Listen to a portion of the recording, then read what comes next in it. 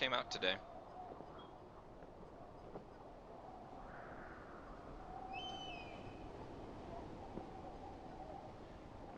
Alright, let's do it. New empty game, of course.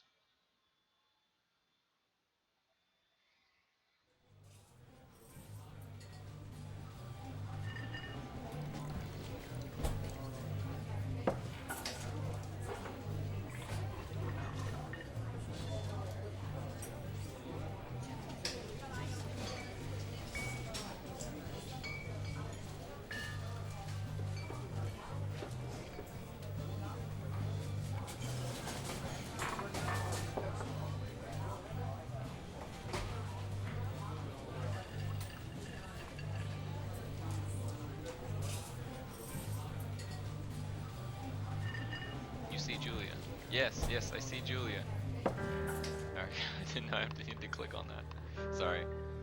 She's about your age, late 20s, laughing with well-dressed professors and grad students from nearby CU Boulder. You, Henry, are out drinking with your pals. You approach her. You are drunk, of course. Why not? So what's your, major? You can't just jump right into you're pretty. Like, that's such a cringe, maybe, I don't know, he's drunk, so maybe because he's drunk, he wants, he goes right into being full-fledged. So what, your major? How drunk am I? And we're just gonna go off the instance that he's pretty fucking drunk with his mates, okay? Alright. Oh, she's intelligent. See, you're Bernie, she says coolly. You are not. You are a future hangover. What? You reply confused. Someone should buy you a cheeseburger, she says. A cheeseburger? She flags down you a waiter. And 1 week later, you are Julia's boyfriend. Wow, that escalated very quickly. Very, very quickly. YOLO pretty, yes. Okay. What is that? Right click to use objects, WSA to move. Oh, that's 4 click. Okay. Well, it looked like it was shaded on the right mouse click. Oh, look at me, my little my boy body.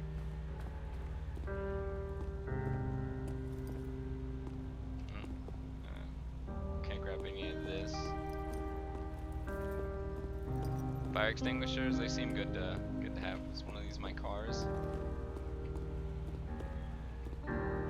No getting in there. Anything behind here? Not that I see. I don't see anything with interaction. Sprint? No, just walk. Was that my car? Was I supposed to get in that? It didn't. It just threw me right in. Oh, it's bright. Motherfucker. I guess that was my car. Or instructions are somewhat always a good thing. Okay, truck bed, load gear. Ah, I'm always wrong clicking. Slam that bitch shut. Ah. I only get one choice for this. Can I be like, oh, she's a fucking crude ass, and I don't like her, but no, it only gives me the choice to be like, she's the best.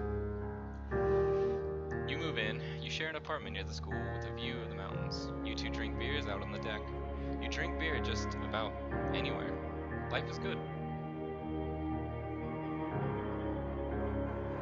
Julia wants a dog. There's a scruffy, undersized beagle. Julia is in love. She wants to bring it with her to class.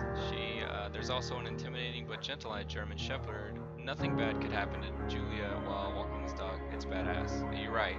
German Shepherd is a very, that's like the dog you get, But,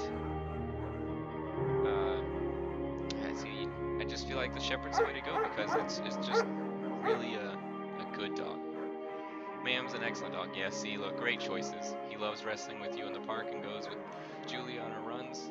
Even though he's too big to bring to school, Julia loves him all the same. See, very good choice, good choice. Mayhem is a friend, a child, and a pet, all rolled into one. 1979. You talk out on the deck. It's summer, 9:30 p.m., and the heat still radiates off the high desert. What do you think about the kids? She asks. Oh, what do you think about kids? She asks. I'm rushing into things. See, I guess that's already my choice, saying how I said, what do you think about the kids, you know? Kids, they're not very smart or good at much. I'm saying if you and I have a couple of idiots, that'd be pretty good.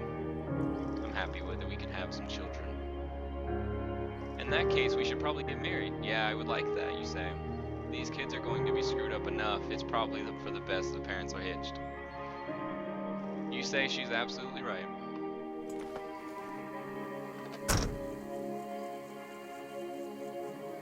No, no beagle. Not to pick the beagle. I know we're out in the wilderness and, you know, let me look, we drive a truck. There's no way we're getting a beagle. I mean, you know, it is just a single cab, like C10 or whatever, you know, as equivalents. Looks pretty good. Maybe you know, it looks like a Toyota badge, so you know it's a early model. Thor 4 Trailhead. Do I need to grab my things? I didn't see my things, did I? Nope. Okay. Oh, off onto the trail. No sprinting so far.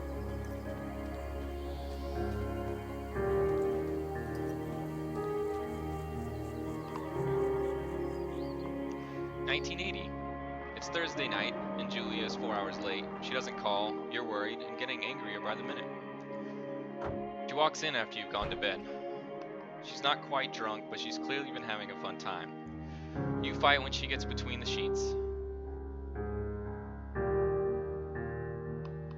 You know, at this point, I think we're married. I'm not sure if we've had the kids yet. It said 1 year later, so I mean, it's high. I don't think she should be going out and like not being, you know, irresponsible. I know. You're gonna get mad. You call her inconsiderate. No, that was a little bit too far. Shit. So I might have fucked that right there. You call her an inconsiderate asshole. She tells you to fuck yourself and not to be such a baby. You call her selfish. She knows you mean it, and it hurts her feelings.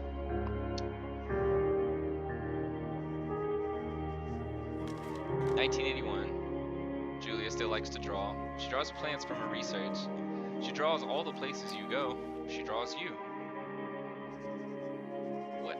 You pose and flex like a He-Man. Of course. I have a man. You look awesome, but of course.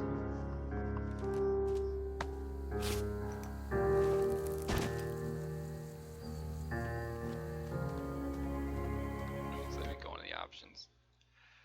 Music is a tad bit loud. It's still loud. 20? There we go. That's better.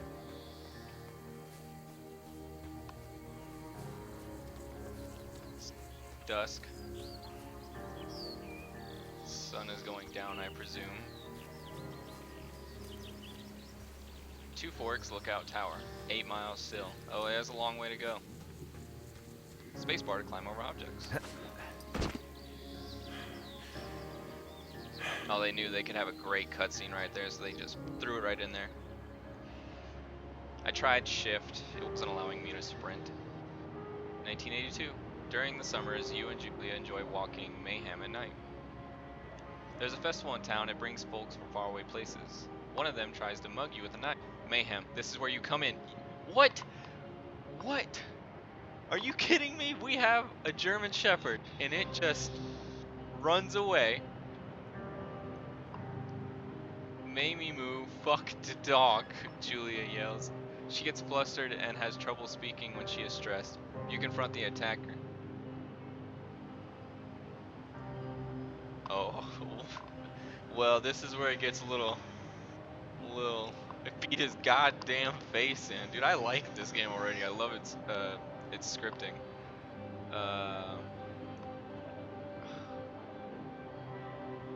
You know, Your arm gets cut up, but you beat the guy to a pulp. You don't feel very tough. You cry your eyes out before the cops show up. Oh, damn. Julia asks to take a different path from that day forward. You say okay, you don't want to go that way either. From then on, you walk by the river. Fuck 'em up, yes. Plans to have kids. Get waylaid by work. Julie gets offered a job at Yale. Yale's in Connecticut, 2,000 miles away. It's a great job, associate department chair. She wants to move. You absolutely do not. Convince her not to take the job. Agree if she commutes back and forth. You mean commute to go, like fly 2,000 miles every day? I'm not sure. Just let her have it. You ask her if she'll commute back and forth. You don't want to move to Connecticut, but she says that'll be hard. But she'll do it if you won't move. You tell her not to pass it up if it's what she wants. She agrees. She flies back to Boulder 3 times each semester. Not bad. Sometimes you gotta give and take. 1985. Julia sent home from Yale on a paid leave after having an episode. She lost it on a colleague for borrowing books that were important to her research. She didn't remember she had happily loaned them to him just 2 days prior. She was found crying in a stairwell. You say that maybe you guys should talk to someone about it. You make macaroni and drink wine and try to forget about it. She might have a, some kind of psychological problem. You make macaroni, drink a wine, and try to forget about it. I guess this is like the first episode though, so I guess we'll just try to forget about it. It works. Oh, you watch Dallas and TV and sleep together on the couch. Okay, back into the woods. I got a Coleman burner. I'm sitting down. Okay, I gotta pick up my journal. There's that wedding band, so we're still married. Oh wow. It's probably, I think it's her journal. Mayhem is getting older. He's got silver hair down his back and slows down at night. You and Julia walk him to the bar to see your friends, and it feels like nothing has changed. Julia goes back to the university. 1987. Julia's affliction gets worse. She can't remember things in her class. Her research is in shambles. She drives her car to the next town over for no particular reason and has to be brought home by the police. She's devastated. She is sent home on permanent medical leave. Some days you get to Julia, who calls you a dope, and your unborn children little idiots. Other days you get a stranger. She pulls you into bed to make love. After 5 minutes she gets into a panic, believing her dad is at the door. Jeez. You tell her family. They are crushed and begin to make trips to and from their home in Australia to visit her. For a while, your friends come by with little things to brighten the day. She gets worse. 1988. You spend your days following Julie around the house. You count the seconds between the two weekly visits from Daniel, the nurse. He suggests that Julia could live somewhere else, somewhere with a 24-hour care, a home. It sits with you for a couple months. You decide to move her into a full-time care facility. You are determined to take care of her by yourself. You gotta take care of by yourself. You can't just put someone in a home. I mean, this game is well, it's kind of just preluding everything. I didn't know about all this storyline, but it's you join the Firewatch and for this park that I'm in right now. And it's sort of a puzzle, story immersive puzzler about like something going on in the park. Someone's trying to like sabotage you. That's all I've gathered from it, but it looked really great. And so far, I mean, the story and the writing is really well. It is impossibly hard. The worst is when you get mad at her, like when she tries to cook her own food. You can't do anything without her, and she can't do anything without you. When she goes to sleep to stay up for a few hours, drinking on the deck, watching baseball in the summer, college basketball in the winter, drinking then too. You start going out after you put her to bed. The first time you do it, you worry about her getting up and walking around while you're gone. You put a chair in front of the bedroom door. No, that's weird. You trust that she sleeps like a rock. I know that this is gonna entail bad, but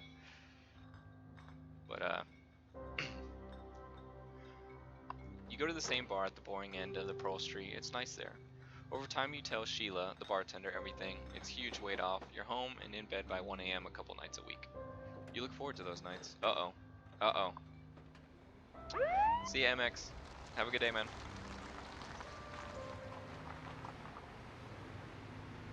$19.89. One night you are stopped at a DUI checkpoint. You blow a .10 and you are taken to jail for the night. You consider trying to hide it, but you tell your sister-in-law, Susan. Julia's parents take the next plane from Australia. They can't believe your state your house is in. They tell you Julia is coming to live with them. You don't argue. You say you'll visit soon. A few weeks go by. Summer is coming and you see an ad in the paper for a job. You take it. Firewatch.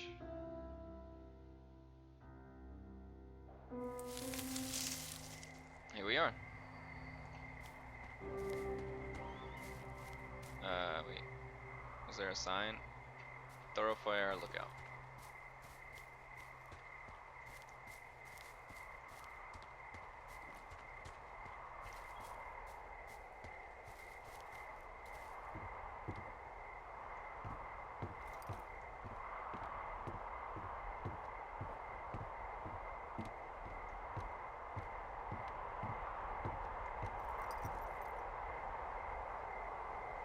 Nice view.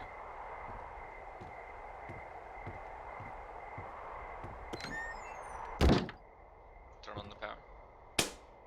Yeah, hit that thing like a truck. This dude's got some strong arms. Hello, Two Forks Tower.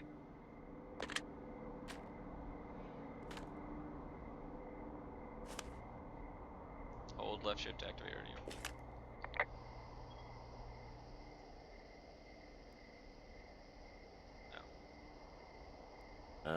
Hello?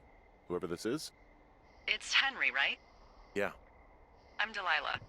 Yeah, that's what the guy said on the phone. So, what's wrong with you? Excuse me? People take this job to get away from something. So, what's wrong? What's wrong with you? That's a great idea. Go ahead. Look, I just hiked for 2 days, so I don't really follow whatever it is you're doing right now. You take a stab at what's wrong with me. Fine, then can I sleep forever? Sure, buddy. Okay, now go ahead.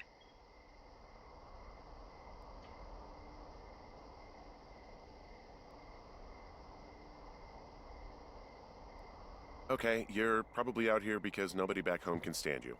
Which, after this brief introduction, is not a big shock. Ouch. I'll chalk that up to you being tired and grumpy. Well, I'd better get some sleep then. One sec. Now it's my turn. Okay, good night, bye. Let's see. I don't know anything about you. I say you got fired from your job and have finally decided to write your novel. That's the sort of bullshit reason you'll find a man out in the woods. Good night. Welcome to the job. What an intro.